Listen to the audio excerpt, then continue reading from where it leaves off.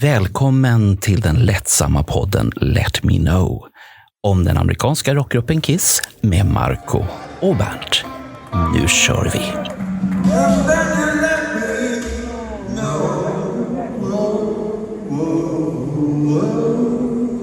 One more time. And then you let me know.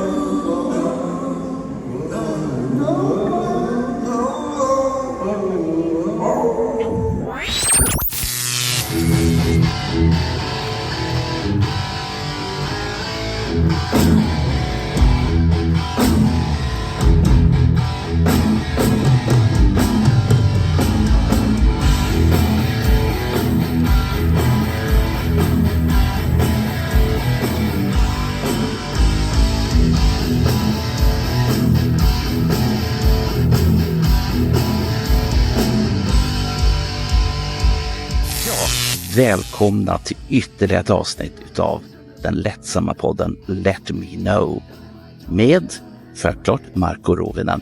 Men vi har en gäst. Och det är inte vilken gäst som helst utan det är Philip Shows. Med reservation för uttalet. Ni känner alla till honom. Han har varit med och spelat med Gene Simmons band, Ace Frehley's band. Nu sist var han i Sverige och spelade med Accept, men det gav sig inte för han gav sig på en soloturné också. Och alldeles strax så ska vi lyssna på vad Philip har att berätta om sina Kiss-minnen och även en del av Accept och hans solokarriär och hans öl. Det finns så mycket att hugga in i. Har du något att säga, Marco, innan vi byter språk till English? Nej, det blir tufft, men jag tycker vi kör igång med Accept. Och vi har ju sett dem live nyligen också, så att vi är ju hängivna utav det där. Och jag har redan sagt till Philip här att han såg väldigt tysk ut på scen med sina poser.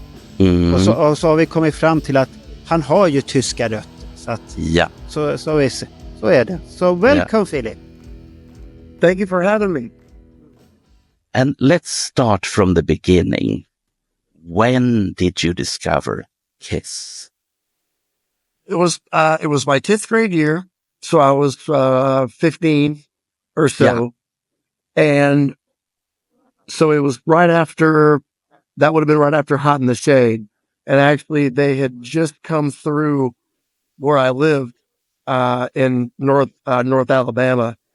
But I wasn't into them yet, but they came through close to where I lived. And then my friend Brad made me a mixtape of, cause I asked him, I said, so this is like 1991 and he already had the pinball machine. Oh, like, he was a fan like back then too. And so I asked him to make a mixtape for me. Cause I just like, well, I want to get it. I want to see what these guys are about. And so he did. And it was kind of all eras, but it focused on the makeup era and it had a lot of Alive on it. And the first song on that was Deuce. And I just got everything immediately. I was at the right age. I was into the right music. I had been playing guitar for 2 years and everything just made sense. yeah. And it just hit me instantly. It wasn't like a growing on me thing. It was like, oh, this is awesome. Because you're born 66, like me. 75. Are you born 75? See, somehow this rumor got out that I'm 58 years old. But I have no idea. So that is wrong then. Okay. idea. Then you have to go to the Wikipedia. So that they are saying, because I think it was very strange that you found Kiss at Hot in the Shade. Because if you're born 66 like me, it's a very, very late bloomer then. Yeah, exactly. It's like I didn't really like rock and roll over, but Hot in the Shade was fine. Okay. So you're born 75. 75, yeah. Okay. The same year that Alive came and I discovered Kiss 75 and you're born then. Okay, then I understand why. That makes more sense. Okay. I don't know how that got out there. Because it's in a Metal Hammer a German metal magazine. Yeah. And a big Accept article was like Philip Schaus, 58. I'm like, what, really? Like, but then we have killed that myth. Yeah. Yeah. Please, yeah. He's not so old. Okay. Lucky 49. that you, 49. lucky that you asked that, Marco. If you haven't asked that, the myth hasn't been busted yet. Exactly. It's Which is okay. breaking it down. Back to Juice, back to Alive, and it kicked you in the stomach and everywhere else. It did.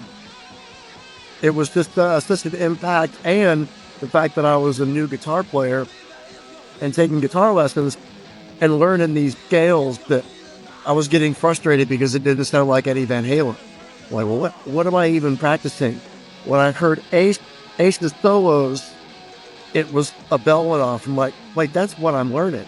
So I could immediately now play something that I heard on a record, which at that age, it's a big deal if you can play something that you hear, because you have this idea that, those guys, I can't do anything those guys are doing because they're up here. Yep. But I'm not saying anything about it musically, just when you can kind of play something and have it sound the same, especially a solo for a guitar player. Yeah. It's a big deal.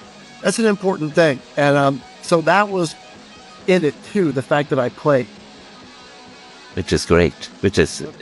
I mean, when I hear this story, I don't envy you, but in a way I do, because you got everything in a nice fat package. Mm-hmm. And it wasn't like, I mean, I discovered Kiss 10 years earlier in 1975 when I went to a record store in Stockholm, and I saw this Japanese band. I was supposed to buy an album with Sweet, called Sweet Fanny Adams, which was... Oh, yeah. And, but then I didn't buy that one. I bought the Japanese guys. I didn't know that they were very American because everything spoke Japanese. Mm-hmm. And I got home, I listened to Ace guitar playing and of course the band.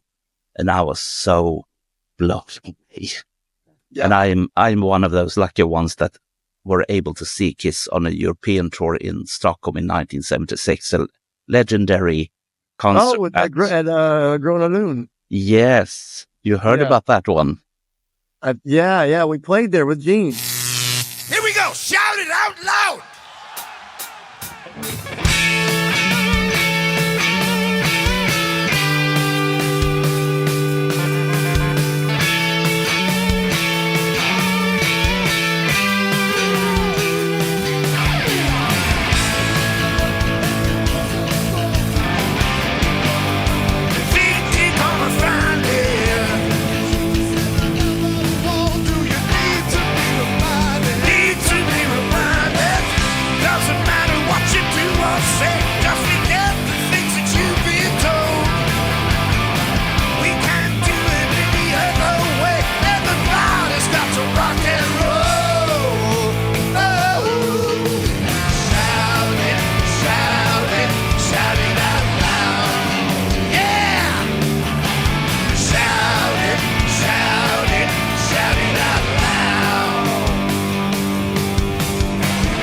Det trodde man ju aldrig att Gene skulle vara den som bär upp gruppen Kiss. Man hade tänkt att det är Paul, men nu är det Gene som bär upp det.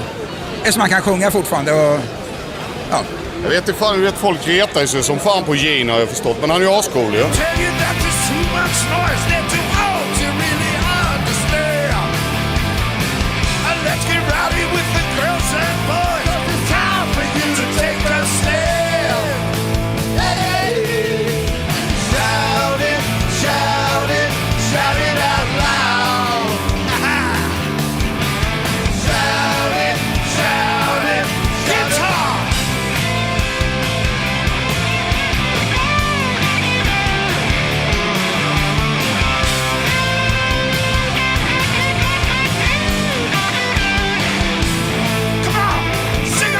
What would you say is the connection between Kiss and Sweden? Kiss has always been a really, really big band here.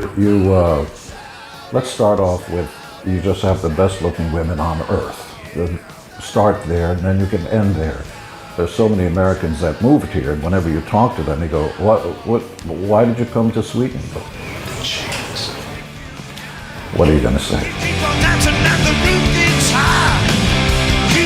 A squad will drive you crazy, and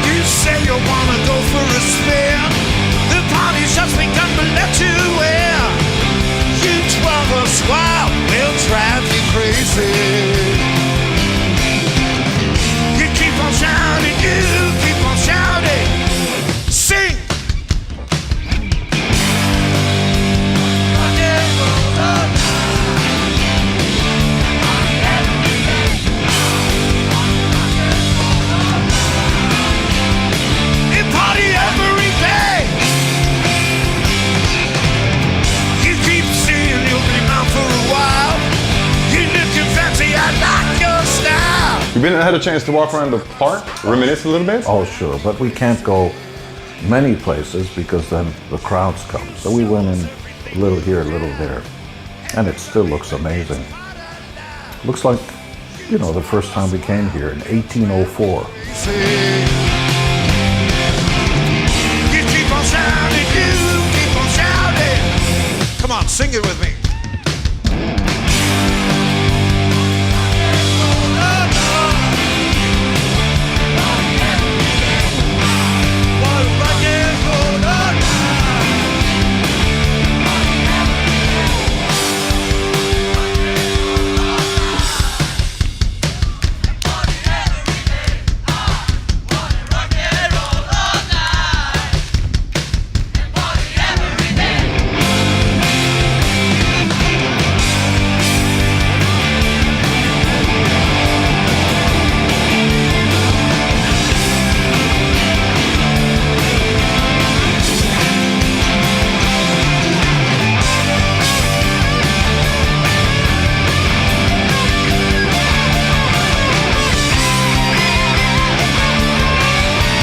So we're bringing 1976 all the way up to 2018 tonight. You think it'll be a lot of old, well, semi-familiar faces? You think it'll be a lot of... There'll be a combination. Kiss is very strange. You know, when I go to see some of the older bands, the Stones and, you know, other people, you look out in the audience and there's not a lot of hair up on top. Yes, this is all my hair. And that's okay. And the younger bands have, you know, 18, 20, 25-year-old people going there. You know, even with us, you'll see it just seems to pervade. As a good example, my kids, Nick and Sophie, love AC/DC, Queen, Sweet. So some stuff stands the test of time. Thank you for coming back to Gröna Lund once again. I love it here. If the weather was a little better, I would move to Sweden. Would love to have you, Gene. Varsågod. That's it. Thank you. Now get out. Yeah.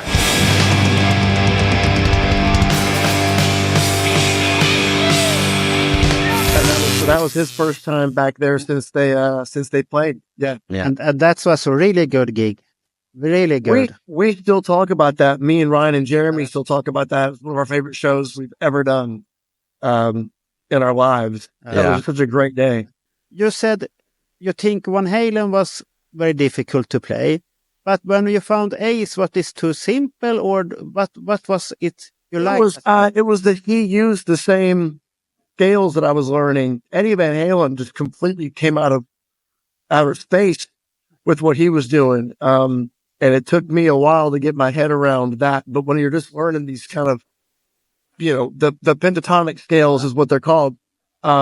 And then you hear Ace at that young age, and I'm like, I could tell that that's what he was using. And then it's like, oh man, I can actually like follow along and it made sense to me. It was the first time a lead guitar player, not that I could play everything immediately, but first time it made sense. And it clicked like, oh, that's how you use these scales to actually make music. And not just, run the scales up and down. Like, oh, this is how you do it. And all his solos were great because you can hum them and you can memorize them because they're as important to the song as the vocal. Convention here now for 75 in Stockholm in Saturday. And they speak about the Alive time 75 there. And Ace, we saw the live show from the beginning of 76 in Detroit. 76 when Kiss was at the peak, I think. And Ace, he's not the most advanced player, but he has the feeling, I think. What do you think about the feeling? Was that the 76 Cobo Hall show? Yeah. That show's amazing. And Peter Criss he was the best drummer. They were great. They were great. I mean, they were so good. I was like, anybody that does all this, you know, all Kiss stuff, I'm like, that show. It's musically, it's great. Energetically, it's great. And the fact that they're doing it wearing the shoes that they're wearing while they're doing it is all pretty incredible. I don't think any of them get the credit musically that they really deserve, because each of the four, yes, they were better put together, but each of those four in that band were really, really, really good. Yeah. Yeah, they need each other at that time. Much better with together. But if you say you find the Hot in the Shade era there, were you the first live show in that time too? Was Revenge. It was Revenge when they were hard again. So next time they came around, I was full on into them. So the next tour was Revenge. Okay, what do you think about the band Revenge Time band? Oh, that was great. And it was a really good set list when they came around. It was a lot of old tunes. And they were great. I mean, that lineup was great, and they sounded amazing. It was 90, what would it have been, 92? 92. Yeah. Was that right? It was 92 or 93 when I saw them. I can't remember. Junior or senior year in high school. I remember it was just, they were great. They were really, really good. The band was playing well. Bruce and Eric were awesome. So, yeah, it was great. I mean, first memory of that show, you know. Which album is the best album of Kiss, you think? It goes back and forth between two records for me. It's Rock and Roll Over and Love Gun. I've been really listening to Love Gun a lot lately. I really like how that one is recorded. It's very dry. It's very 70s. And I love the songs on that one. But then at the end, it's like, well, and then she kissed me. I'm not really a big fan of that one. So then I got to go like, well, songs, like, well, Rock and Roll Over is great for songs. So yeah, it's one of those two. Do you have any favorite track on the records, Rock and Roll Over? I Want You is probably my favorite Kiss song. Okay. Yeah, that's such a great song. In the morning I raise my head and I'm thinking of days gone by, and the thing I want out of life is I want you, I want you, I want you, I want you. You can run, you can hide, but you never get away. You can lie and deny, but you know you're gonna pay. Never loved, never thought you could. Treat you right, girl, you know I would. You can fight, but deny there's nothing you can do. I want you, I want you. Baby, baby, baby, I want you, I want you. You can walk in a haze, you can travel till you die. You can live in a dream and your life will pass you by. Every day that you hesitate, you never change in the hands of fate. You can fight, but tonight there's nothing you can do. I want you, I want you. Baby, baby, baby, I want you, I want you.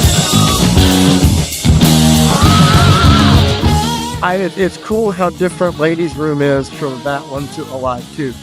Because the first one I heard was the Alive 2 version, and it's just completely rocking so hard. And then the record is great, but it's just so clean. And it's a cool thing to hear the two, because their records are very clean. They're not, the guitars aren't distorted. They're very, concise and tight. I like the recordings. Okay. The great albums from their time, I remember. Mm-hmm. And the thing is to remember them when they were brand new and you were able to open the covers up, find the gun in, and all stuff that they put into the albums, and the sticker you put on the door. Just the packaging was great, and the whole thing was there. Yeah, and just it was such a crazy idea for what they did when they did it. I mean, it was 70s glam time, but this was something more. It was just, visionary, but also insane at the same time. Like, if it hadn't have worked, and we just got like, 2 records, they'd be this weird, this cult band that people would be like, oh yeah, those 2 Kiss albums are great. But luckily it didn't fold after that, but it was such a crazy idea. But it worked. Are you a Kiss collector? I used to be, I sold everything. You sold everything. What was you collecting then? Was there records or? Not really. It was just like stuff, all the merch, just random stuff. Actually, so it'd be last year. No, 2 years ago, 2 years ago, I guess, almost exactly. Myself and Ryan Cook and Jeremy Asbrock, my bandmates from Gene and Ace, we would come over to my apartment and we were all selling our stuff together on a Facebook auction, the Kiss Live auction site. Oh. So we all unloaded our collections at the same time. Okay. That's sad. Are you not sad about that now? Or no, I made a lot of money off of it. That I can think, but are you not sad that? Do you have anything? I just had all this stuff, and not even all of it was out because I was in an apartment. I'm like, I've got some boxes. Then talking to the guys, I'm like, man, I just kind of want to bring it, purge and things. So we just got together, and had a great time doing the auctions too, because you get to see people that from the Kiss world, but then you get to meet new people, and it's, you're all there for the same reason. You love Kiss, and we had a really good time doing those. Did you have the Mega Dolls too? I had one of them. I had one Mego doll. I had a Gene one, one of the original ones. Had you said to Hoffman in Accept that we have to make Mega Dolls for Accept? Yeah. He should look great here. Well, yeah, exactly. Yeah. He's the tallest one. Yeah, he's the tallest one. That should be good.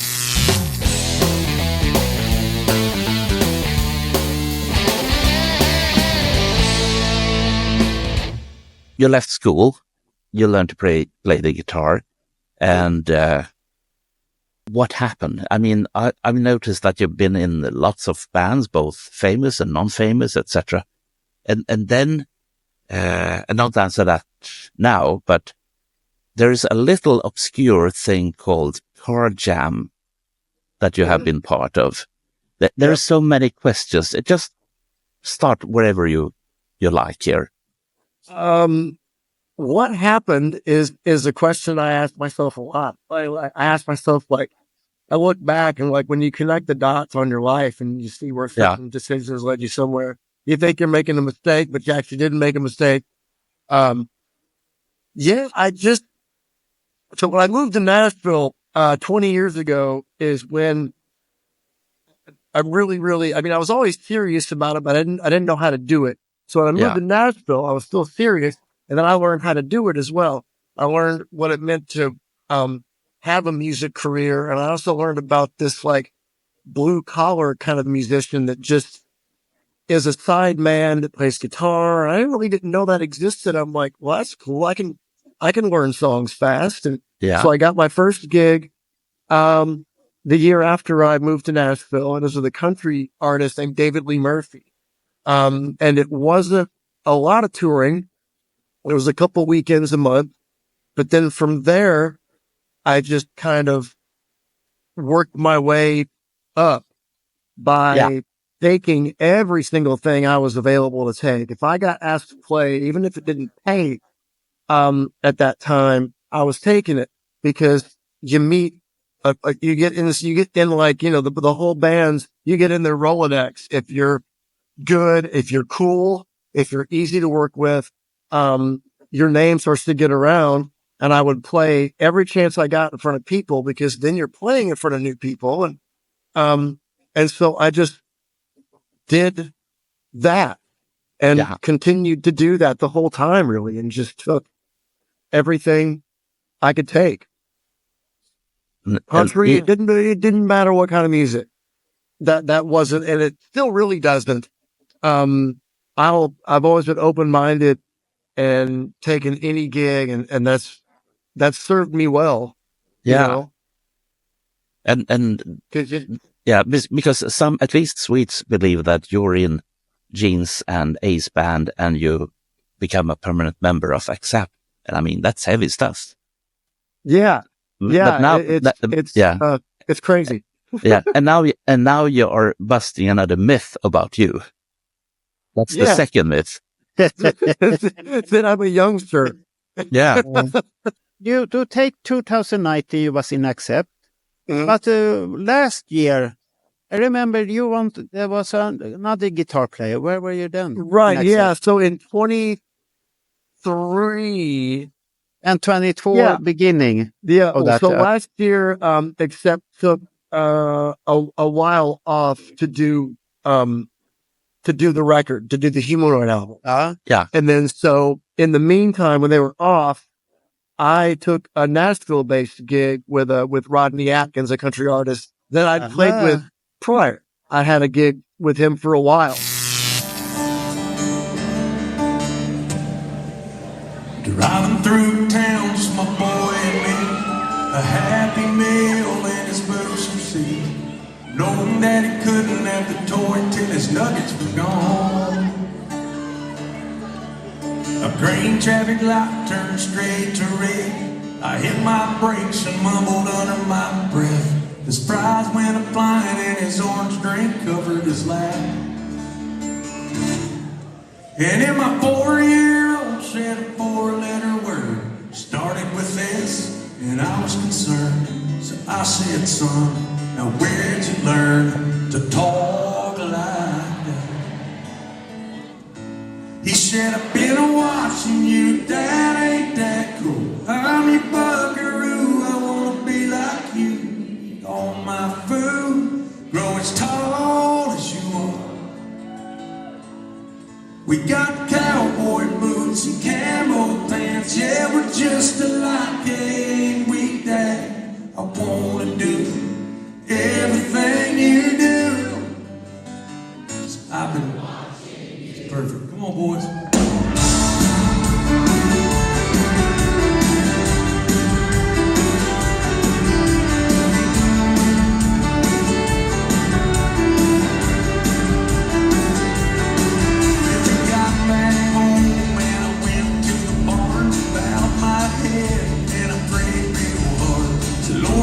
Help me help my stupid self. Amen. Then this shot of bedtime later that night, turning on the sun, Scooby-Doo night. Crawled out of bed and he got down on his knees. And so I started playing with him again and kind of made a deal with them that I would stay with them until the end of this summer. And I was even able to do some Accept shows last December in Germany. So I came back and forth a little bit. Everybody was very cool with everything, so it was great. So at the end of the summer festival tour, Joel Hoekstra played for me. Of course he did. But he was not a good he was not a good poser. Oh, I seen the video on the Accept have put on the YouTube. Hoffman said, no, you have to do this and this, and he has very difficult with the poses. It's really funny that you use that word, because when I got in the band and started doing the stuff, that stuff comes very easily because of Kiss. And Wolf we got done. He's like, wow, you're as big of a poser as I am. Because he's a big poser. He likes to do that. Totally, poses. we love it. I mean, we know that. That's why we're laughing the whole time. It's like the replacement you have there. He don't make poses where you see when you see live shows. It's very difficult to him. When we see Hoffman go to the front of the stage, he looks back. Where are you? Where are you? Yeah. And he comes. Here I am. So it's not naturally for everyone. Yeah. It's that part. That part was a really fun. That's a fun part of the show for me, is because it's really important. Because with Kiss, because it's funny that if you learn, every band has a different way of just doing this. Kiss has one, Judas Priest has one, the Scorpions have one, and Accept has one, and they're all different. Yes, they are different. I know the know the differences. So that stuff is really important to me. So I really watched Wolf. I try like live. I try to match his guitar angle. Yeah. So it's, it's a synchronized dance. That's really important to me. I'm a stickler for, those kind of details because it does work better. And I think, and I think that is very important for him too. For Wolf. Yeah. It's very important. I see it in him. He looks, everything is doing right now. And the poses. It's very, very important for him. That's the way they've always done it. That's an accept part of the show. So it should be good. It's the German tank is coming like, I'm driving over everybody. Yeah. I usually say that the band that started with this was not Kiss. It was a British glam rock band called Mud. They were the first one with synchronized moves back in 74 and 75. But they were too extreme with that. No, they're so good. Yes, I have seen them on the video. They were too extreme. You know where Wolf told me that Accept got theirs from Status Quo. Okay. And they got there from it's all connected. Because they would all get in front of the three of them would get in front of the drum riser and just kind of stand with their legs wide apart and just do this together. Yeah. And they loved that look and it was really powerful. So that's where, and I'm a huge Quo fan. I'm like the only American Quo fan. But he told me that was pretty cool. It's like, oh yeah, I can see that. Yeah. We have a friend called Ole Östergård, which had their fan club in Sweden for, I don't know how long time, but a long, long time. And afterwards he became good friends with the band. And he has quite a large Status Quo guitar collection. So if you're interested in Quo's guitars, they're in Sweden. So you're in the right country right now. Oh, that's good. That's great. They're close.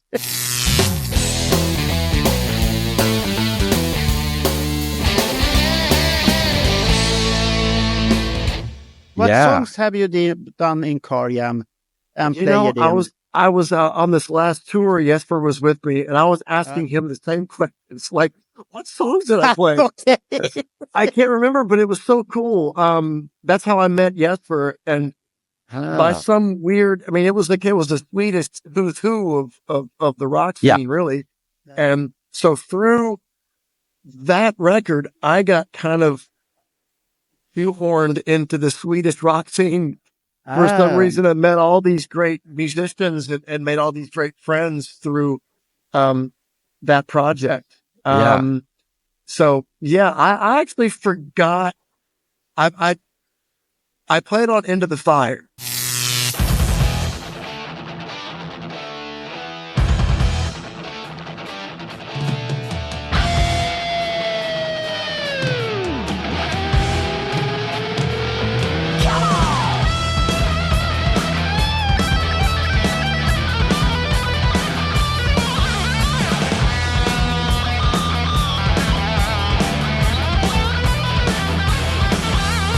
How many times have they lied with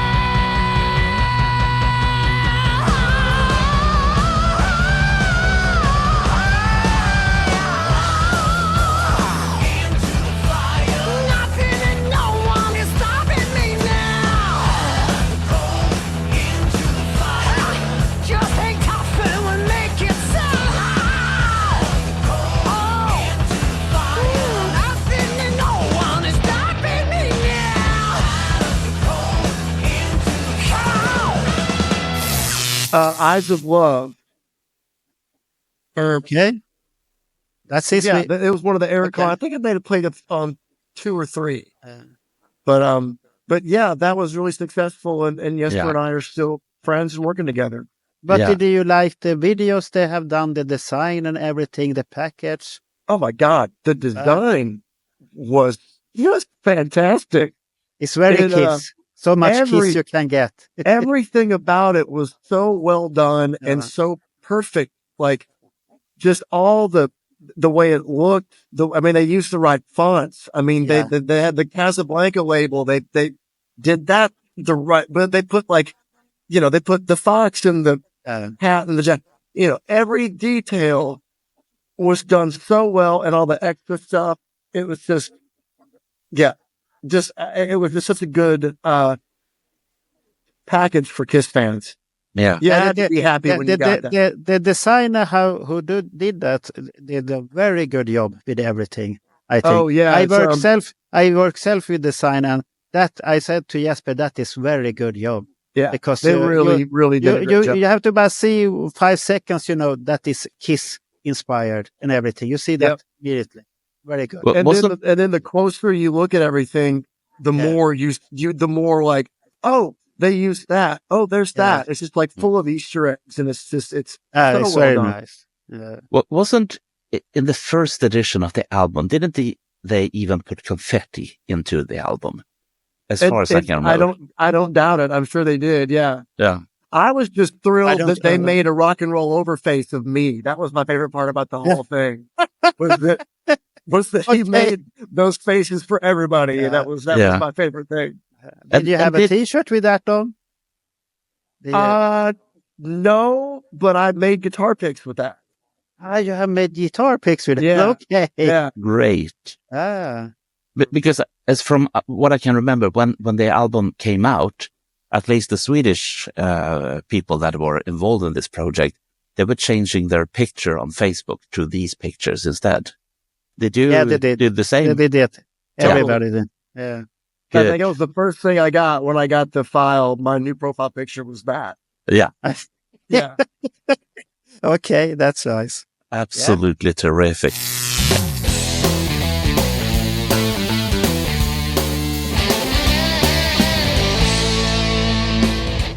Because I'm very interested in finding out more about the Gene Simmons band and the Ace Frehley band and how everything got somehow tied up together. When did it start? With whom? And how did it end? And tell everything between. The Gene shows began in 2017, and it was only supposed to be 5 shows. And it turned into 2 years of work. Yeah. So when we played our first show in front of Kiss fans, which was in Cleveland, Ohio, which is a really great rock and roll town in the Midwest of the U.S. Yeah. We broke the internet. It blew up.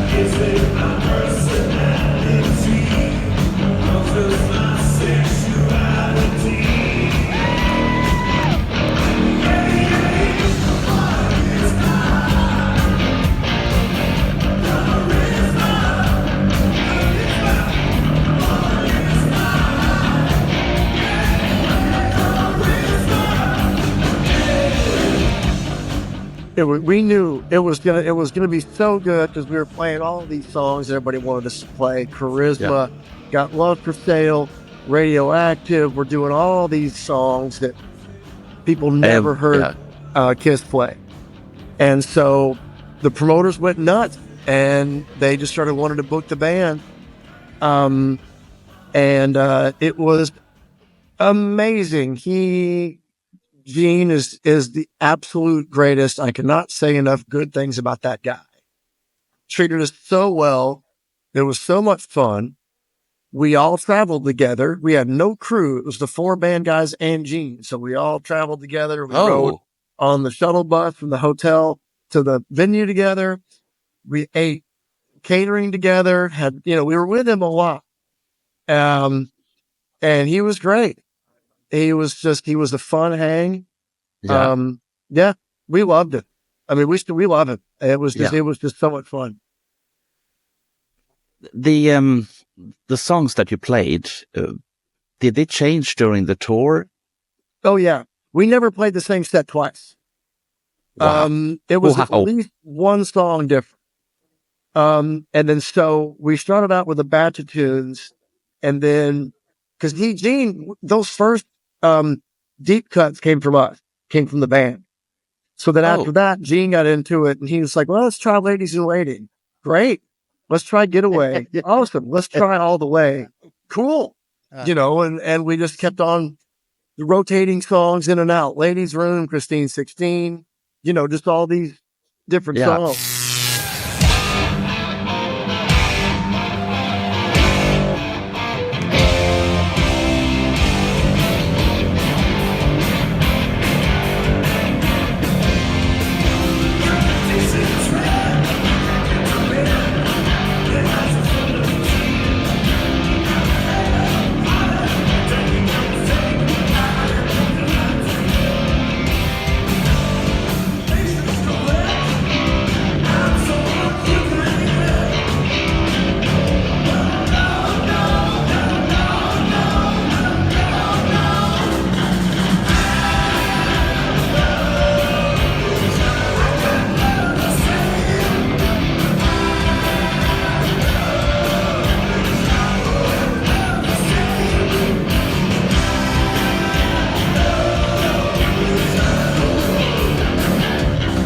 So yeah, it was always great. He was pretty much up for anything, any song, and he was very band forward.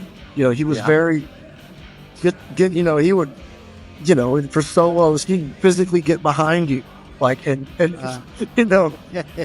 body check you, to get up there. He was so much fun. Yeah, he was so much fun.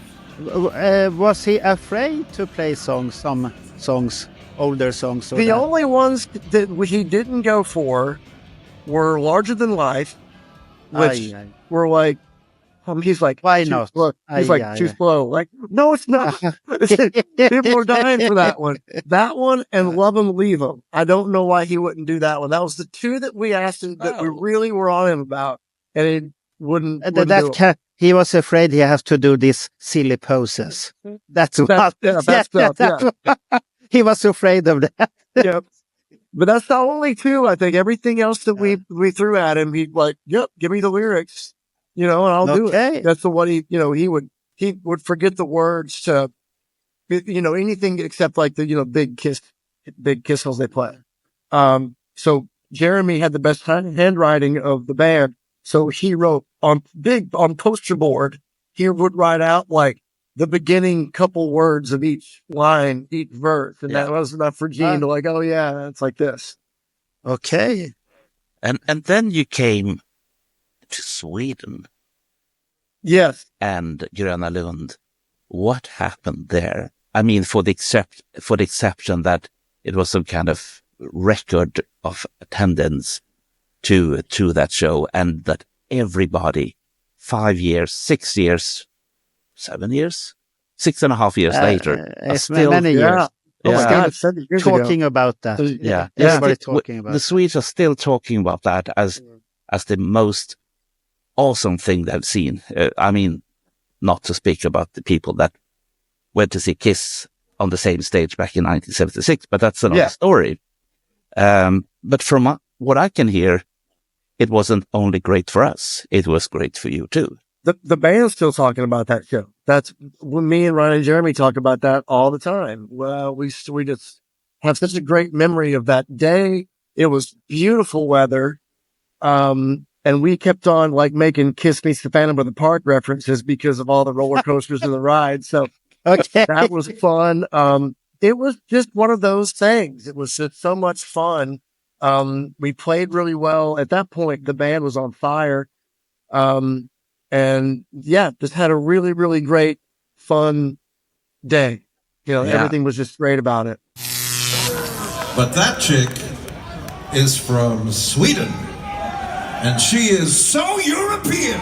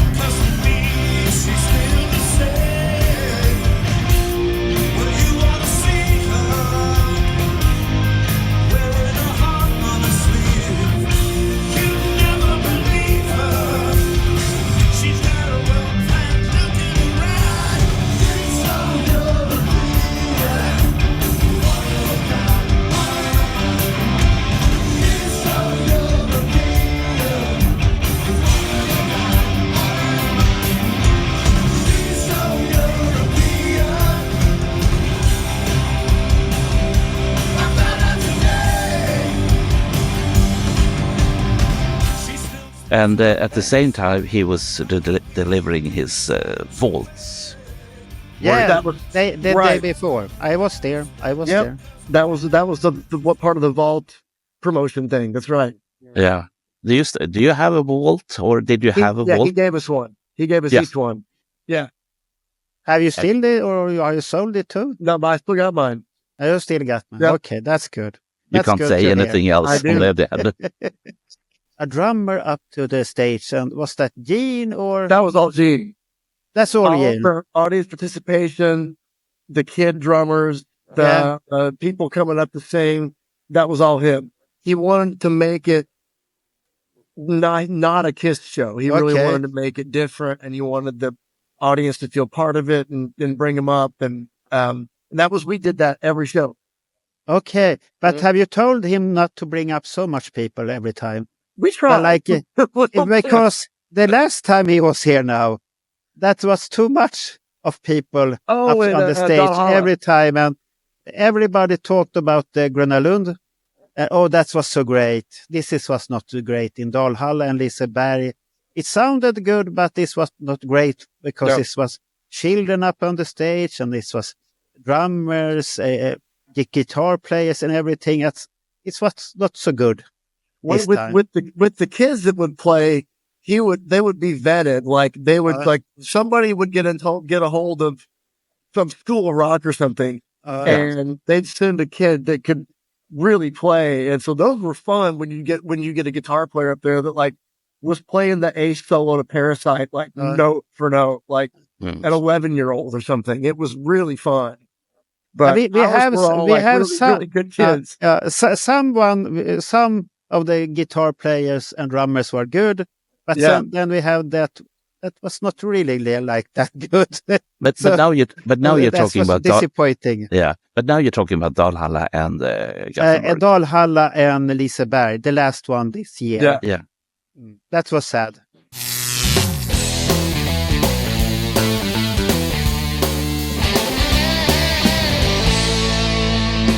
Because somewhere here, you're transferred to Ace Frehley as his band.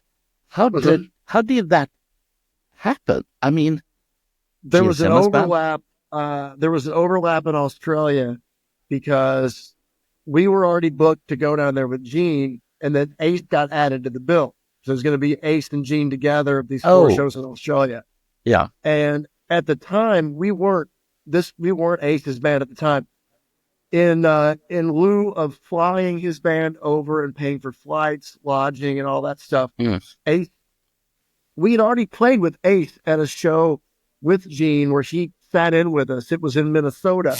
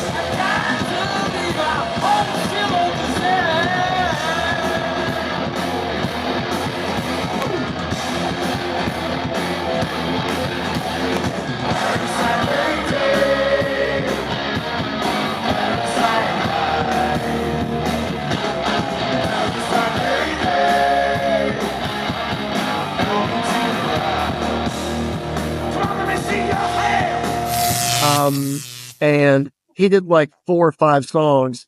So we had already met him, and he knew that we could play, and we knew the catalog, and we could sing well. And so he just asked Gene, he's like, can I just use your guys for this tour? Gene didn't mind. He asked us, like, do you guys mind? We're like, well, no. Both of you guys? Jeez, when it couldn't get crazier, it just got crazy.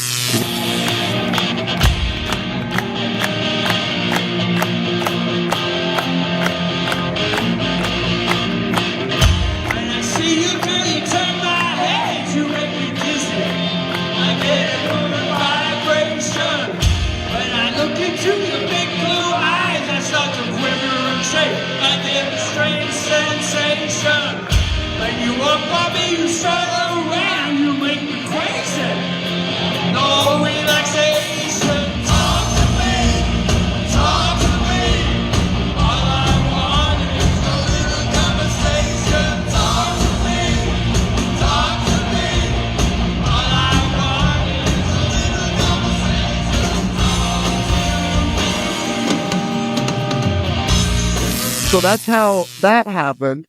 Was we did those 4 shows in Australia, and then after that, we went to Japan with only Ace, and we did 8 shows in 4 days. We did this. We did, I guess, 3 nights in Tokyo and 1 in Osaka. And we would do like an early show. He'd do his meet and greet and do the late show.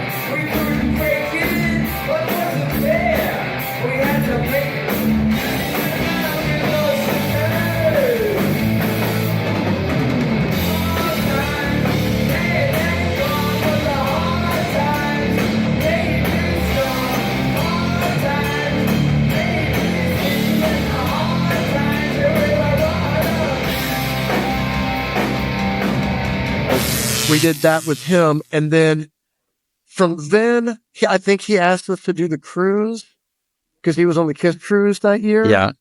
And then after the cruise, it was, do you guys want to be, you guys are hired if you want the gig. So. Okay. And for how long time were you part of? That was, okay, so that started in the Australia tour was in 2018. And then Accept got too busy, and it was in 2022. Yeah. And Accept just got way too busy that year. And I had to leave for the entire summer. And then there was the fall tour. So I just couldn't do both, and Accept was full speed ahead. So. Yeah. So you became a permanent member of Accept in 2019, if I remember correctly. Yes. Yeah. So I can understand why it was a bit much to do. So that is what really happened. It was great because in 2019, when I joined Accept that year, the entire year worked out where I would do an Accept run, come home, have a day to do laundry, Ace run, come home, have a day to do laundry, Accept. The entire year worked out that way. It was unbelievable, the luck. And I was really hoping, it's like, man, I hope this keeps on like this, having 2 incomes, being a 1-person, 2-income family is, that was nice. If you have worked with both Gene and Ace, was Ace more difficult to work with, or was he like a nice guy like Gene too, or? It was cool. We just went with him a lot because Ace had separate travel arrangements and everything. So we pretty much saw him on stage.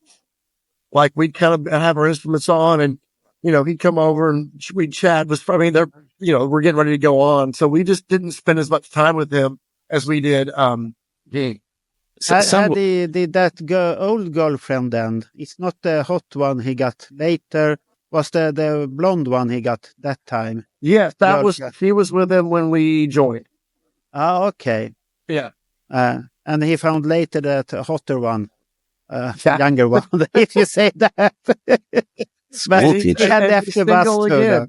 He's single. He looked sad in one video, and he looked drunk when I look at the video. Someone filmed that on YouTube.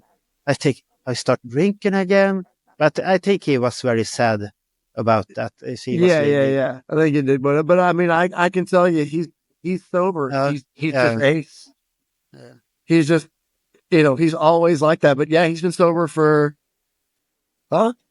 15. Yeah. I say he have met God and everything, but he don't speak so much about the God thing anymore. Yeah. That is toned down, but he's sober. I know that. Yeah. But how about his hearing? So now, but because I see him in the Indianapolis when he played guitar there, his hearing is not so good anymore, I think. Oh yeah, because so it is louder than hell on stage. Yeah. So I'll tell you what is going on stage. So, but depending on the venue, Ace has 2 or 3 Marshall 412 cabinets in an arc behind him with pieces of wood tilting them back, aiming them at his head. Right? Yeah. So he has those. And he has one monitor wedge directly in front of him that's his vocal. He has one monitor wedge on either side of that. He's got 3 wedges in front of him, right? The center one is his vocal. The outer 2 are his guitar. Side fills. His guitar is in the side fills as well. I never walked near that stage without earplugs. I understand that because it was loud. Because when we was in the Indianapolis 2018, he come up to the stage and he said, "Oh, it's not too loud." And he got to the speaker like this, so close. Now up, and it was so loud. I said, now it's good. I said, okay, yeah. Now his ear is blown away. Yeah, I mean, a lot of those guys, Gene's amazingly isn't gone, but a lot of those guys, that was when you had a wall of amplifiers behind you, and all of them were on, and all of them were being used. So a lot of those guys are hurting like that. Now Gene he don't talk so loud or nothing like that. So I think his hearing is very good. His hearing is really good. And we asked him, we're like, how have you done this? And he said, I was always in front of my bass cabinets. He said, bass doesn't do the same as guitar. It's a different frequency, so it's lower. It doesn't do the same damage as guitar, which is mid and high mid, So yeah, I was like, well, so he don't joke about that. It was the women who did. Hearing is good. Exactly. Yeah. Right. Yeah. That stage is hearing. That's his hearing. Yeah. Okay.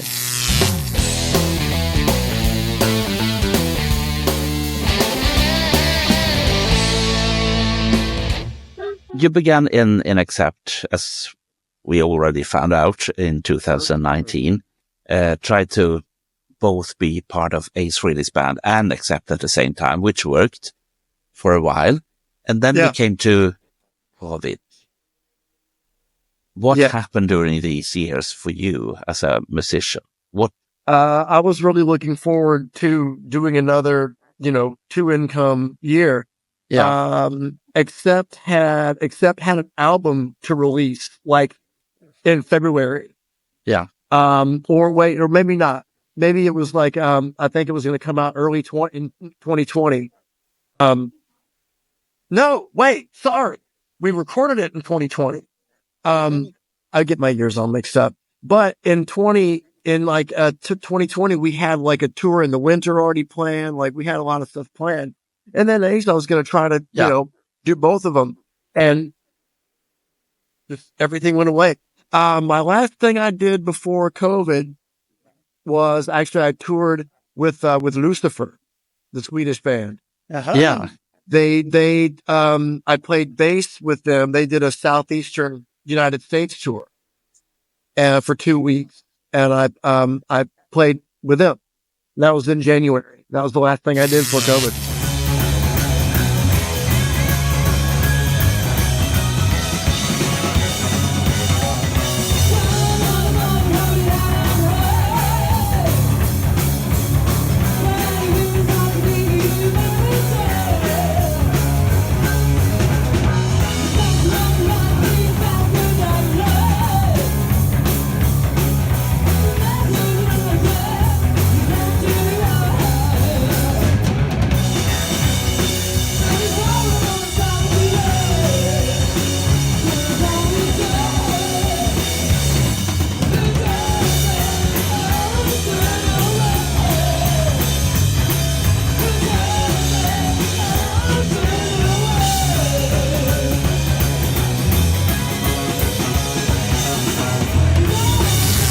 Okay, what do you to speak with Nick? Do you and Nick speak only Kiss? Because he's a very big Kiss fan too. It was Kiss time in the van. Yeah, It was. that was not good. Yeah, it was Kiss talk with me and Nick in the van for sure. Yeah, that was a really fun time because I've been a Helicopters fan since '99. I actually saw them in the States. They haven't toured the States very much, but I saw them there. So that was a big thrill for me. And I'd already met Lucifer and seen them because they were on the Kiss cruise with Ace. In that year, 18. Oh. So I kind of met them and was already friends with them. And then I was kind of an easy reach. So I was like, can you play, for this tour with us? I'm like, absolutely. So. Okay. Yeah. I can think when he played on the Kiss cruise, that was not a job. That was a vacation for him to see That Kiss, was a love. Ace, Gene and Paul and everybody. That was a vacation for him.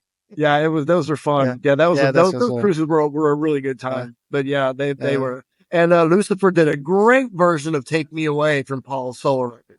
I don't have to dig up. We have to dig up. We have to dig that one up. Pick up that one to listen to that one.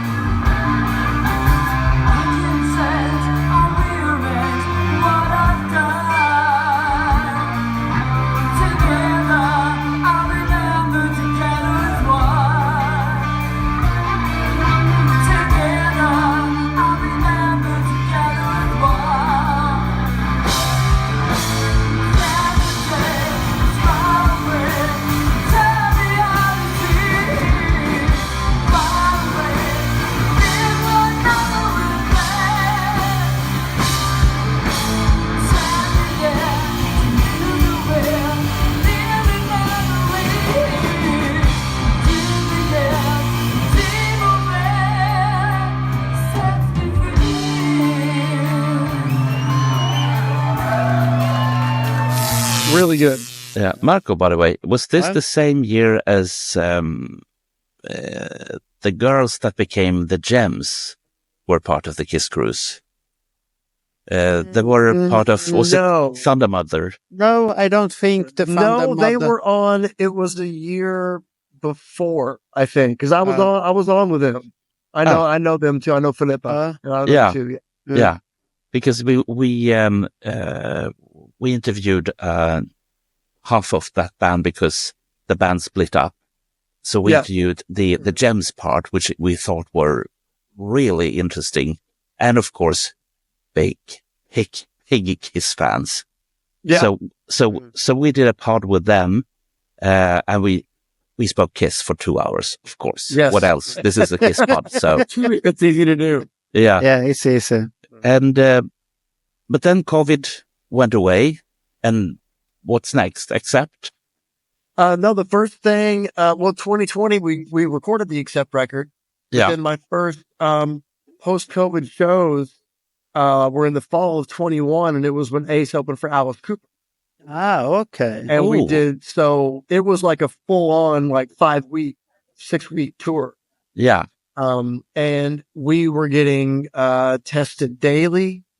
It was, if you are not in your dressing room or on stage, you're wearing a mask. Yeah. You couldn't really go anywhere. Like, it was pretty much, I mean, it wasn't like lockdown, but it was like, no, you kind of got to stay close. And Mhm. we made it through all of the shows, and which was, that's when tours were getting canceled left and right. And we did Yeah. all of them. So it was great. Lovely. I can Lucky think you. about that. That was hard times. Yeah, it Because really you was. don't- It was a you- weird, you weird don't, time. because you don't get any money or nothing. It's Yeah. But It that was, was very really hard times for many. Yeah. Did you have some payment from the government? Yeah, I was very lucky. You get some, okay. So I was very lucky with that, and I was taken care of that way. So I was very fortunate.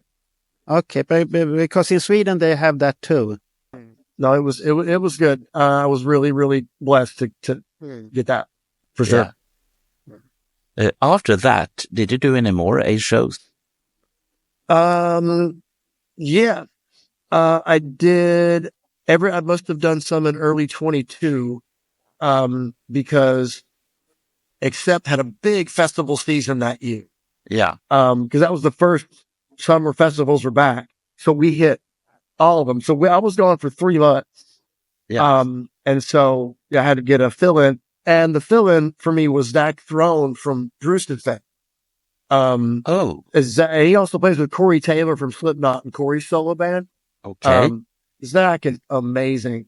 And so he filled in, for me, for that tour. But that's when Accept just got too busy. I had to split. Yeah, I understand that.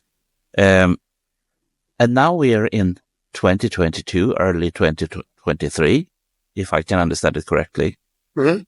What have you done after that? I mean, because from what we have learned from you during this podcast, you're such a workaholic. You're everywhere, and you don't say no to nothing. You just like a Duracell rabbit, just on and on and on and on, which of course is great, but Yeah. So in early 23, there was an Accept European tour for 6 weeks. And then they did the record. And then I went to the Nashville-based country gig with Rodney Atkins, and did that until, then squeezed some Accept shows in there as well. Is the Pretty Mates singer you're talking about? Pretty Mates? No, no, it's somebody else. This is a country. Oh, Ronnie Atkins. I know who Yeah. you're talking about. Yeah. This is Rodney, R-O-D. Rodney. Okay. Yeah. Okay. He's Like a it. country artist. Okay, I think it was. Are you involved with him too? Yeah, it's like, wow. Okay. What are you not in? But yeah, so I did that with him, and I'd played with him prior.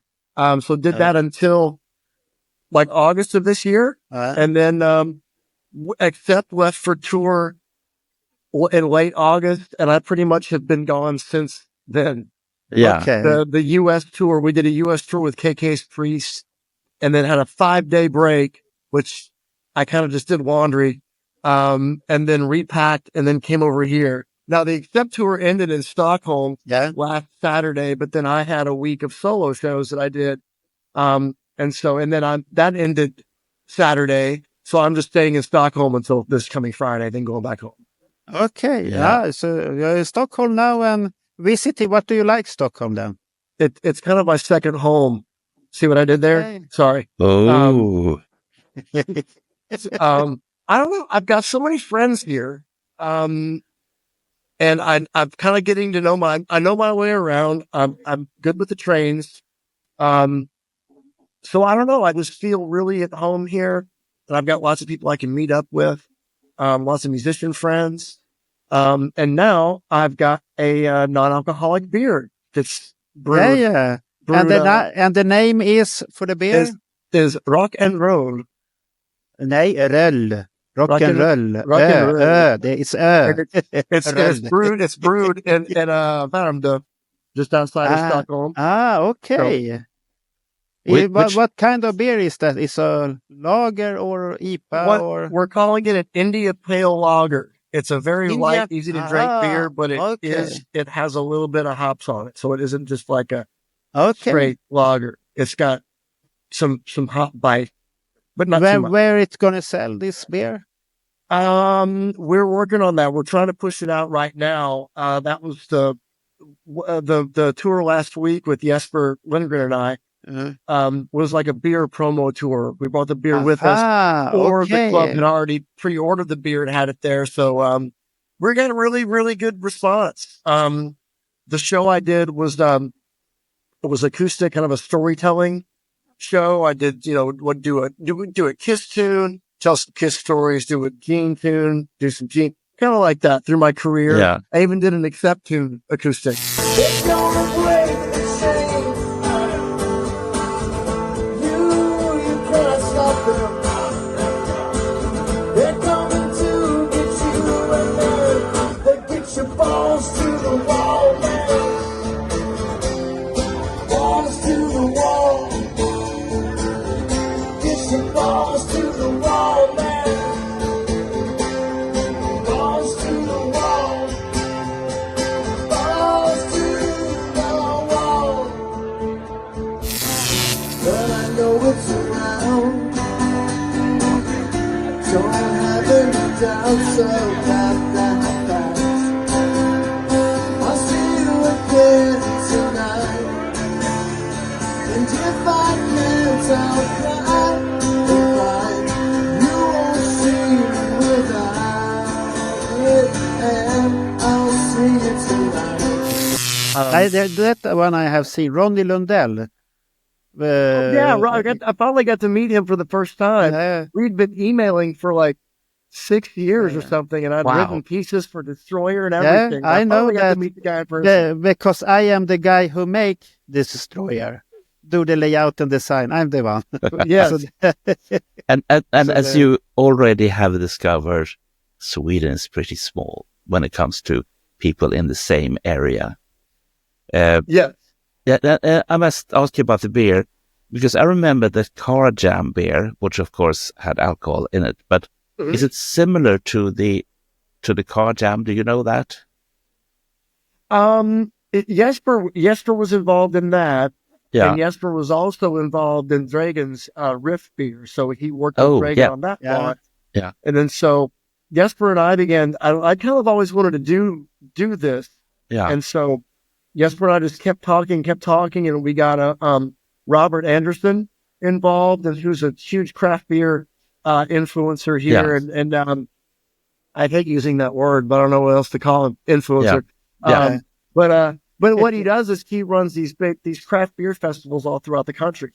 So he got on board, and then he was the connection with the brewery. So Stefan from came on, and literally everything just completely fell together when we had the 4 parts, and it was just super exciting. It tastes really great. The design is amazing. Some of the designers that did Car Jam actually did Irvan from Mass Media Distraction did the design for the can. It looks fantastic. I should have one right here. I should have one holding it up right now, but I don't. Showing it up. That was sad. That was sad. Yeah, because Bernt, we have to talk to Jesper. We want a beer too. Let me know, beer. we need. It's only available in Sweden right now. We're working on getting them into the Systembolaget, and yes, that's the important. I meant that we have to talk to Jesper Lindgren he make a beer to this pod. Let me know pod. Our own absolutely, beer. yes. We have to talk to Jesper. It can, But it can we be are done, big yeah. enough. The thing which I really like with your beer, by the way, Philip, is that it's non-alcoholic, because I've discovered that several of my friends, rock and roll friends, they don't drink anything with alcohol anymore for different reasons. But they still want to have a beer. So I think this is such a wonderful thing that you've done from that point of view. So Thank you. It's really business wise too. That's on the rise, and even younger people are drinking less. Not saying alcohol sales are dwindling, but non-alcoholic sales have been on like kind of a rocket ship for the past 4 years or so. Yeah. And I fully stopped like just over 3 years ago. Yeah. And it's getting really common with, the rock musicians, especially, we're all getting older. And it really takes a toll on you. I can tell you when we was at where were we, Bernt? But that was the Accept concert. Yeah. We go after that to drink beer, and we have the Johnny Fredriksson, a good friend who knows the MERS guy who sold the MERS for Accept. Tom's great. Yeah, he's a friend with him, and we go out to the Garlic and Shots, and we take some beer there. Yep. And then Bernt say, I have to go home. And then I think, oh, no, we can go home to Johnny. But we go, no, I am out now. I'm free. I have no children. I want more beer. And that was, I was awake, what was it, 22 hours. And that took a very hard stroke on me. Yeah. You just don't rebound like that anymore. There's a lot of guys drinking less or getting totally sober for whatever reason. But with me, I really liked the taste of beer, because when I was drinking, I was the guy who was really into craft beer and knew what all the kind of things were. And now non-alcoholic beer tastes really good. It used to be horrible. Yes. And there's all kinds of different kinds and IPAs and stouts, and there's all these different things that you can get, and they taste really, really great. And that got me excited that I could have that taste again. And it actually makes me not want to drink even more now that I can actually drink this thing that's a beer and not set my life on fire. So it's actually like makes me really, it makes me even happier to not drink. And it makes it easier going out. And it just, I don't know. It's not for everybody. And I totally get that. But for some people, it's really nice to have. It's just a good option, Yeah, that is very good option, think about, because there are some people that think if you're not drinking, you're not fun. That's so wrong. Exactly. It's nothing to do with that. It's the mood I'm in. If I'm happy, I'm fun too. But if I'm not in the mood, the alcohol is not bringing anything. The more I drank, the less fun everybody around me had. Yeah. So then I understand that you don't. But did you talk to Ronnie Lundell about the beers? No, didn't get a chance to actually. I may have mentioned it to him. But because he is a very serious beer drinker. Serious about beers.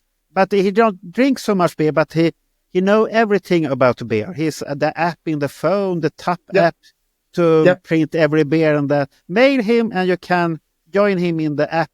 I've actually had a lot of beer drinkers tell me that it's great. It's like, this is really good. I just went and toured the brewery today. In Värmdö. Stefan, I went and saw how it works, and it was really fun. I'm fascinated by the whole process. It's interesting how scientific everything is now, and precise, and everything is measured, everything is noted, and things. It's just really fascinating. So that was a great tour today for me. That I can think. I live in a small town in the southern part of Stockholm called Nynäshamn, and we have our Nynäshamns brewery. That was one of the earliest microbreweries that came about, and they rented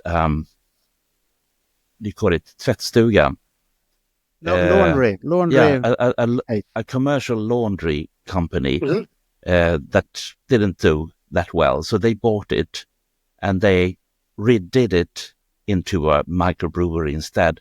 There's a beer called Bedarö, B-E-D, Bedarö, okay. yeah, E-R-O, with 2 dots on the top. Beat that up. Okay. Yeah, and of course it's alcohol, but maybe they have a non-alcoholic, I don't know, but they're quite famous in my little small part of Stockholm. Yeah. They're popping up everywhere, like those Yeah. the microbrew thing. I mean, it's in the States. It may have really caught on before here. Yeah, But yeah, it's every little town you go in has at least one. yeah, I mean, it's just the homebrew thing took off, and I know. I mean, I learned a lot today, but I never did brew ever, not even a homebrew thing. But I Yeah. always wanted to get into it. And this was a really good way, and we really kind of have have like a niche, like where we're aiming, like our marketing is really unique. Yeah. No, I'm really excited. Which probably means I'm going to be coming over to Sweden more next year. I think we're already working on some more solo shows for me. yeah. So yeah, just all kinds of exciting stuff. So- Next time, Bernt and I are going to come to the show too. Jesper, Jesper asked for us to come at the Accept concert, but we said we can't. We got to play in a pod. We are pod recording that day. So that was really sad to, but But sometime, it was, but you're coming was, back. yeah, but it was a good pod anyhow. So Yeah, But good. We did Soon to Be Berg. Yeah, that was Yeah, nice. first show. yeah, Encore or something like Yeah, that. encore, yeah. how is that venue? Could you somehow explain it? It's really cool. It's underground. It's beneath the Bishop's Arms. Yeah. And so it's underground. It's a really, really cool, it's a really cool rock room. Crash Diet had played there a few nights prior and had totally packed it out. And yeah, it's a really good, the people that Stefan and Emma that run it are, they're great people. They're amazing. We chatted with them a lot. Yeah, it's cool. It's not huge, but man, it'd be a really, really great rock room to play. Yeah, Okay. because we don't know. That's why I'm asking. And you have been there, so Yeah, it's really, really cool. yeah. But before we get back to Accept, I would like to ask you about another German band, and I'm just shooting from the hip. And Marco, I have no clue what I'm going to ask you, so lucky you, Marco. There's a band called Lord of the Lost that are based in Hamburg. Is that something that you know anything Well, about? what was the name of What the are they called band? again? The Lord of the Lost. Lord Oh. of the Lost. Okay. We were on some festivals with them, Yeah, and that's all. They're younger, yeah, and they're and quite that's all I know about them, really. yeah. They're quite unique, and the reason why I know about them is that I'm a Eurovision fan, big one. They were on Eurovision. That's right. Ah. And they were the heaviest of all bands ever in the Eurovision final. And of course, they came last because people don't have any taste. Exactly. But the thing was, That was good. I to saw go them. last. I saw them last. Yeah, because it was good for them. Yeah. And the thing is that they are playing, how should I put it, heavy glam metal, very heavy, and they are using lack or leather. What do you call that? Lack och leather. Lack or leather. Leather is of course leather. Leather and What's the other one? You usually Spandex? have spandex, latex when you have latex and latex. leather. And the thing was that when they went back to Malmö, they have a special setting where they did Eurovision covers, and it was so appreciated. So they did a 3 CD album with covers, European covers, including one with Roxette, which they used a German lady called Blümchen to sing. I mean, they are strange, but they are wonderful. But that's another story. Let's go back to Accept, because when when Marco and I saw Accept in Stockholm, we were thinking, well, there are some Thai dudes that are called Accept that were great in the 80s. So that was at least my mindset. I'm honest now. I'm very honest, too honest, I think, since I'm talking to one of the members of Accept. But the thing was that you totally blew me away. I mean, people asked me afterwards, how was it? And I was like, it was one of the best shows I've ever seen, and I've seen a couple of shows in my days. That's great. Thank you. Yeah. And the thing was, you were so nice to each other in the band, and you gave everybody space on that small stage at in Stockholm. And I was wondering a bit, how come that you are so nice and that you give every people space on stage? Could you explain that? Yeah, it definitely isn't like, on stage, it isn't like Wolf Hoffman's Accept featuring Wolf Hoffman. Like, he's very band forward. Yeah. And it's kind of like just built, it's part of the show, where he's very, very forward about everybody being out front, everybody being out there, just solo, get out there, jump on the box, with all the things. And, and it's just a fun, and we are the smilingest band in heavy metal. That's for sure. Yeah. And we just have a lot of fun. It's a really high energy show. It does not stop. We don't slow down. And the show doesn't really ever lose pace. No. It's really fun, but it's a really, really good show. I think if I wasn't in the band, I was watching the band, I'm like, God, those guys are, musically, it's as tight as it gets, man. I mean, musically, it's razor sharp time. Yeah. And I think I would be really impressed if I went and saw that. I was like, well, it ain't 86, but these guys are pretty damn good. Yes, indeed.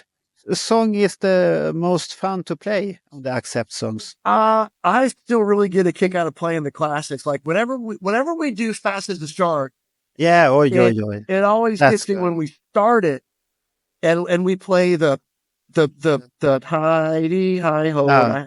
We play that, and when it kicks in and the riff starts, I always kind of like think about how that must have sounded in 1981. Yeah, I remember that. Needle on that. That's I remember ridiculous.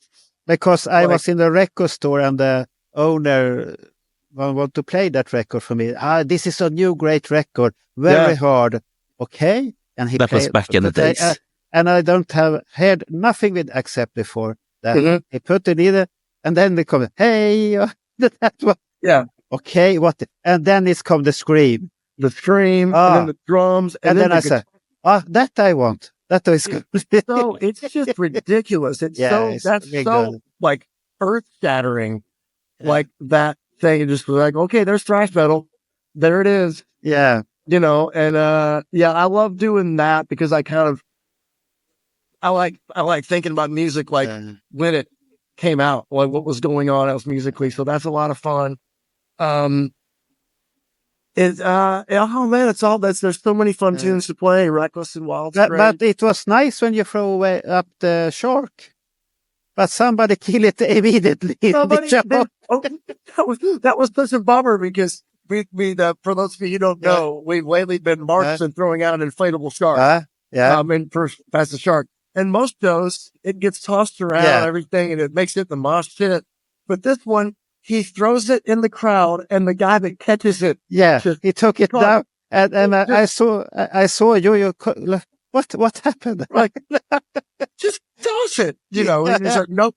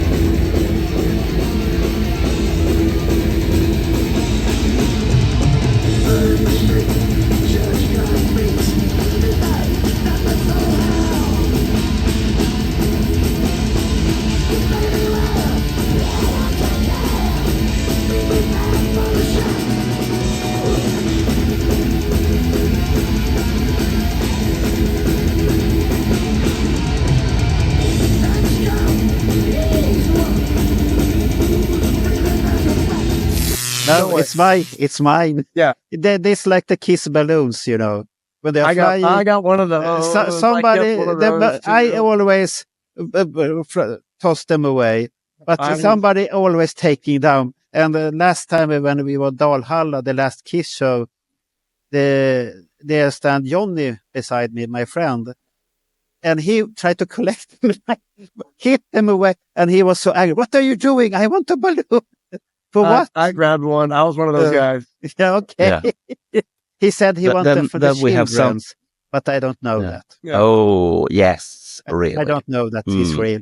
He collected. Because, I finally, at Dalhalla, I finally got a balloon. I've never catched anything at any Kiss show. Do you have a balloon anytime. at home? Yeah. But it's not blown up. It's small. Because where should I put it? In my living room. Outside or it's huge. It's hard to blow up them. Yeah. May I ask you about, we've spoken very much about your career and bands that you've been playing with. When you're not playing with any bands and not making beer, what kind of music do you have in your headsets? Or are you, since you're traveling, are you just using digital music, or are you physical, or what do you listen to? Just take it away. It's all digital when I'm traveling. I bought records, but of course I can't play them. I bought some in Vienna. There was a great record store we stopped in Vienna, and I kind of scored on some German Beatle pressings. I'm a Beatles fanatic. And what I like to get at record stores is like Beatle bootlegs. But when I go to different countries, I always check, like, I get different country pressings. Oh. Because sometimes there are different mixes and all these things. Yeah. And I'm really into that. So I've scored in Vienna. But of course I can't listen to them. But anything else is all is digital. Yeah. Are you are you a Tidal fan or Cubase or Spotify fan? I do Apple Music. Oh, but that's good. That was the only thing I didn't think about. But I do that one. That was when I got it. It was the only place that you could stream, like when the Beatles would put out a deluxe box set with like 4 CDs. You could stream all of the bonus CDs, and Spotify at that time wasn't doing that. Okay. So that's why I went with Apple, was just so I could hear the White Album, deluxe box set. Yeah. Now I own 2 of them. I own it on CD, and then I own it on albums too. So much for digital, I can hear. But when it comes to Apple Music, are you enjoying the high? What do you call it? High resolution? The high resolution, like Dolby Atmos and things like that. Are you going all the way? Yeah, I love that stuff. I love the Atmos mixes. I wear those out. I've got some of those. They just released all the George Harrison stuff in Atmos. So I've got Living in the Material World downloaded for the flight home. And I've got a surround system at home. Yeah. That stimulates Atmos. So it's fun to listen to at home too, because I've actually got speakers, nothing above me like a real Atmos system, but it kind of projects the sound in a way that it kind of does. But I've got like speakers behind me. Yeah. So listening to surround mixes at home is a lot of fun. Movies are a lot of fun. Everything sounds great. So absolutely. The sound is very important in the movies, if I say so. It is. Yeah. So when the Destroyer surround mix came out, because that was like an Atmos or a surround mix. Yeah. That on my stereo at home sounds phenomenal. It's like that record was made to sound like that. Yeah. I've heard the Destroyer album in Dolby Atmos, and as you say, it's mind-blowing. I have listened to that now, Bernd. So good. It's very good. You agree I with like us? the God of Thunder, the sounds and the screams and that. Yeah, everything is very, very dark. Yeah. Wasn't Creatures of the Night released in? They just did an Atmos mix of that too. I think I haven't listened to that one yet though, so I should do that. Yeah, I think I will. I'm waiting for that to arrive. I'm usually using Tidal. Yeah. because that I can put in my. I have a system called Rune. If you know about it, great. If you don't know about it, don't look it up. It will fuck your life totally. I won't tell you anything more. Just look up Rune, Roon. Or no, don't do that. No, Okay. never. No, right. Have you been in the no record stores in Stockholm? Not this trip. I normally make it into a noise pollution. Okay. And so, but I got to go into Old Town at some point because I walked through there a few days ago and there's places that already have Semla, even though But normally it's too early. But I recommend that you, because you like old records and that with Beatles, look up St. Eriksgatan. Okay. Look up that it's a because the record stores is everywhere there. In the heydays, okay. there was a lot of record stores. That was my pleasure to find records there. You go from the shop to the shop to the shop. So now these days you can find that around that St. Eriksgatan. I think, is there 10 record stores like that? Yeah, roughly. I think 10 record stores. Wow. Some are bigger and some are smaller, but you can find very much fun there. Okay. It can be expensive too. Done. I'm not going. So look at St. Eriksgatan. Look at that. I'll do that on my Semla outing. Yeah. I like you very much when you talk about Semla in December. I like you very much for talking about that. Well, because I know it's early, and I found like there was like I saw 3 signs outside of some bakeries that they had it already. I'm like, awesome. You like Semla so much? Love it. Oh my God. What is so good with that Semla? It's amazing. The almondy flavor and the fluffy and the cream. Okay. So good. I couldn't agree more with you, Philip. And my friend has, she said that there's a place that has saffron Semla. Yeah, So that's you can find. I'm trying that If this you time. want, now what was the place? You can find in Vasastan, Which is, near of course, St. Valhallavägen, is the best semmel place in the town. Okay. I don't know that my youngest son, he's a baker. He makes cakes and like that. Yeah. And he says that the best place is Vasastan, but that open 10 and everything is sold out at 12 o'clock. Yeah. Everything is gone because everything is very waiting. I don't know the place, but in Vasastan, looking for Semla in Vasastan. Okay. That's the place. All and right. then you have the cake shop near, if you know NK, the Nordic company shop, the big stove warehouse, Nordic company. Behind that, you have the cake from Fares, who makes very good cakes, and they have very good, if you like that. You can find Semla, and more Semla.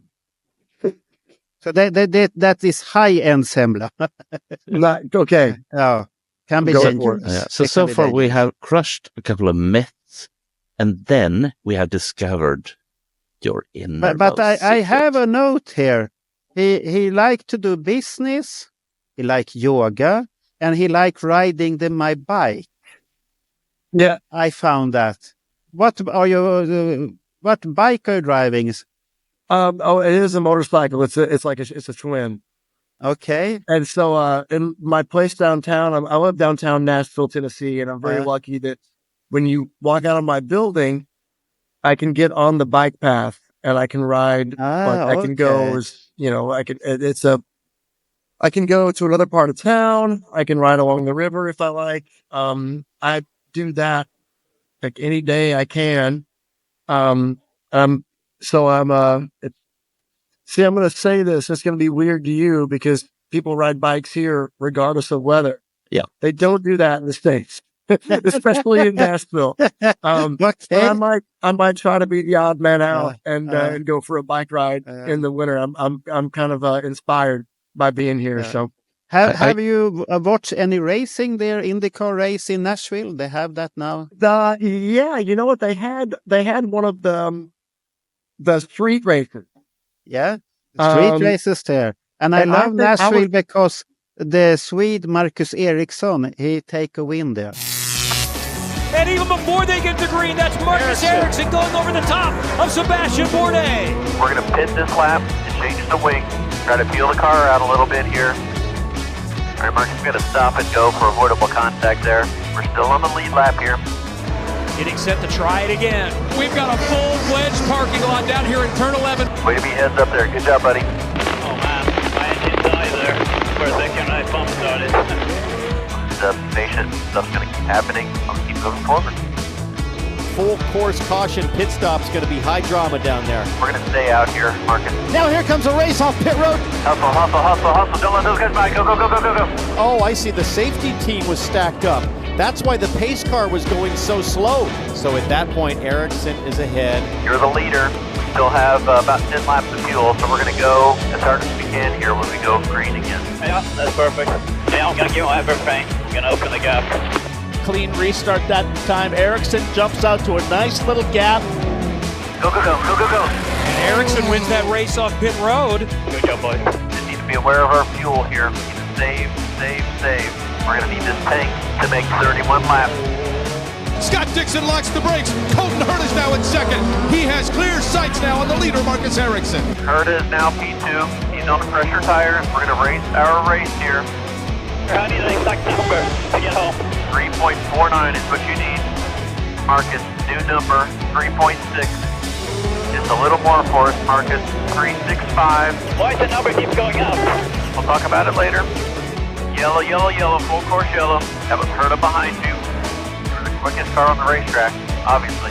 Focus forward here, buddy. Bring it home. Ericsson, green, 4.5 miles to go. A launch and win. Marcus Ericsson takes the inaugural Music City Grand Prix. Checkered flag. Nice job, Marcus. Win number 2. Nice, all right. You guys did that. Amazing. Pit stop, strategy, car. Thank you so much. Oh my God. Not bad for being 2 feet in the air at the start. Nice job, buddy. Never give up, right? Never give up.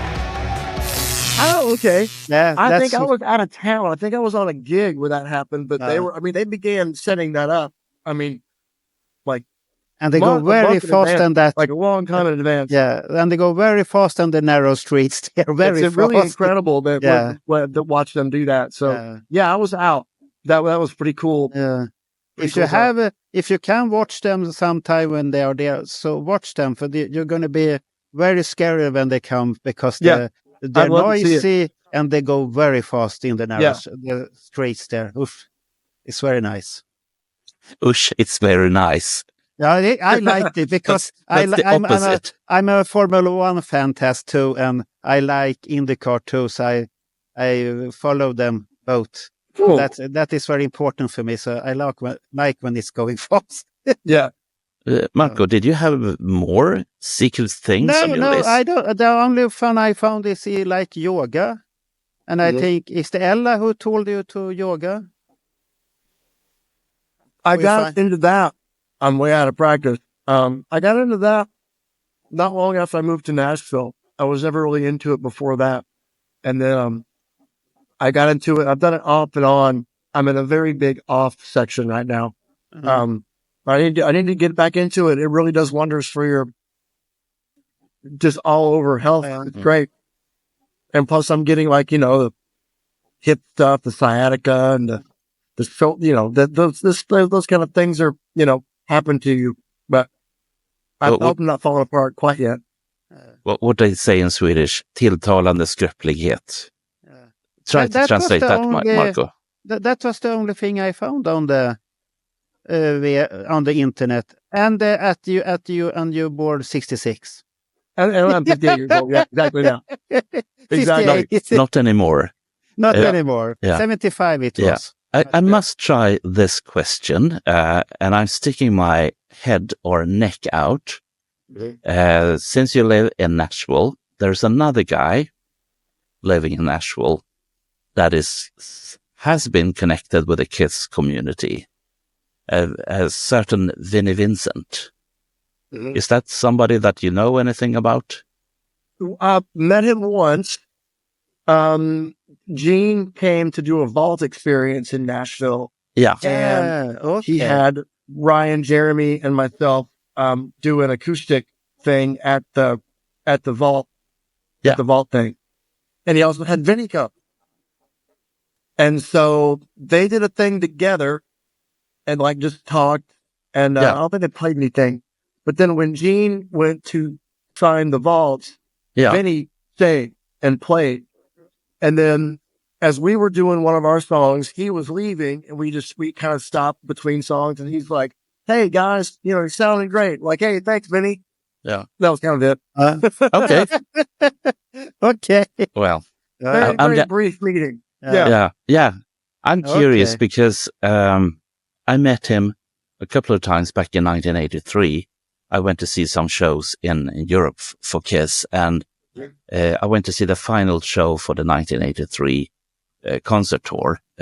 Helix was supposed to be opening, but back then they had Apex tickets. And the tour manager had missed that there was one additional show.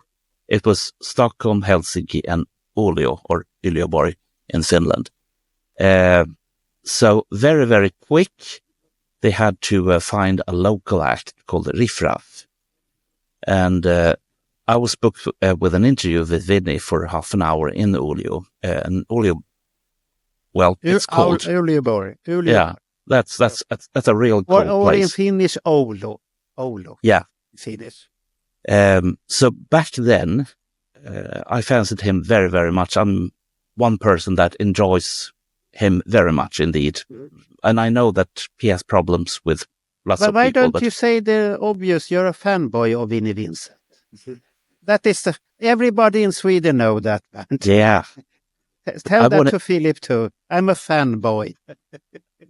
I want totally to be fine. nice. Well, I mean, we're talking to Philip. We're not talking to Vinny. I can tell Vinny I'm a fanboy, but it's not nice telling Philip that. I think he know that because he listened to you and you talk.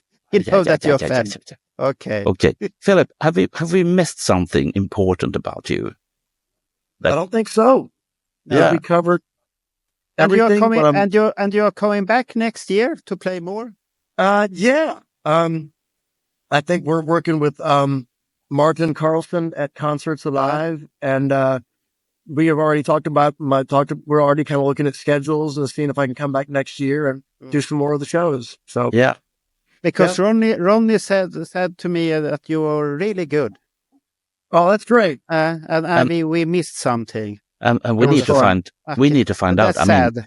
Yeah, we know that you're great in Accept, but we want to see only you as well.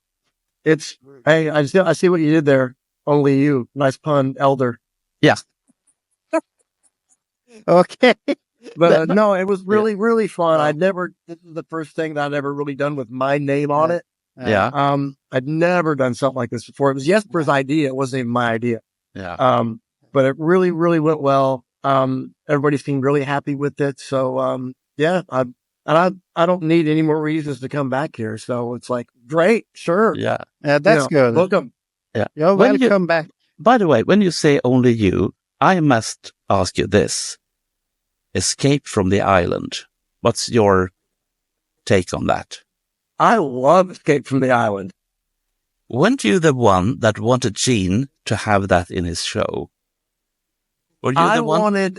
I wanted Ace to have it in his show. Hey, yeah.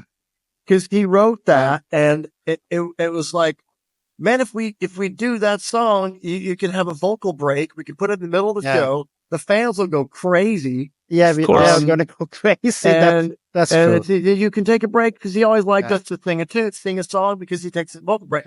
Like, there's your vocal break right there. I never pushed for it. That was sad. That was sad. Yeah.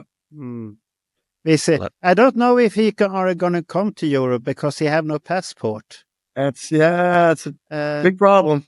And he don't get the passport because something is not good there with the taxes IRS. or something like that. IRS and that. So that is very sad. And he's getting older and older. Yeah. So we see. But are we going to say thank you to Philip now? I think that we need to do that. I don't want to, but I think that's the rule. We can't keep it forever. That's the rule. Yeah. We thank you, and we see you on the next tour then. I hope so, guys. Thanks for having me. This was a lot of fun. If it's not you, so accept. I'll be there. Yes, it'll be me. It'll be me before Accept probably. So okay, just me and Jesper probably. I don't know because Accept is on the tour every time, everywhere and every time, and so I don't know. If we see which come first. he did, by the way, he did one thing with one of my idols from the past. There's a guy called Jan Svensson, or his artist name is Harpo.